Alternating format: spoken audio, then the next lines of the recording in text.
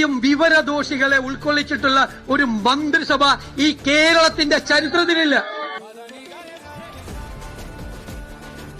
കുഴി അതുങ്ങളെ പറയണ്ട, മഴക്കാലായ കുഴി റോട്ടിലുണ്ടാവും. കേരള അത്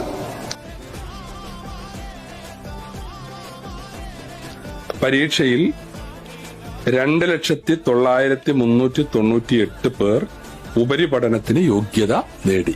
ബിർണാണി ചോദിച്ച കുഞ്ഞുണ്ടല്ലോ, അവൻ നമ്മുടെ ചവറയിലെ ഞങ്ങളുടെ വളാകോസ് ജില്ലാ സെക്രട്ടറി രാധാമണി ചേച്ചിയുടെ കൊച്ചുമോനാ. ലൈഫ് ഭവൻ പദ്ധതിയുടെ ഭാഗമായി സംസ്ഥാനത്ത് 15,62,026 കുടുംബങ്ങൾക്ക് ഇപ്പോഴും അതാണ്. മുഖ്യമന്ത്രി മാറി, ഞങ്ങൾ മന്ത്രിമാരും മാറി എന്നുള്ള അത് ആനയ്ക്കറിയാൻ വയ്യല്ലോ. ആന ഈ നാട്ടിൽ ഇരിക്കുകയല്ലേ, ആന അറിയുന്നില്ല. അതോ ഇനി അറിഞ്ഞാണോ ഞങ്ങൾ വന്നെന്ന് അറിഞ്ഞോണ്ടാണോ ആന പെട്ടെന്ന് ഇറങ്ങി വന്ന് നിൽക്കുന്നത്?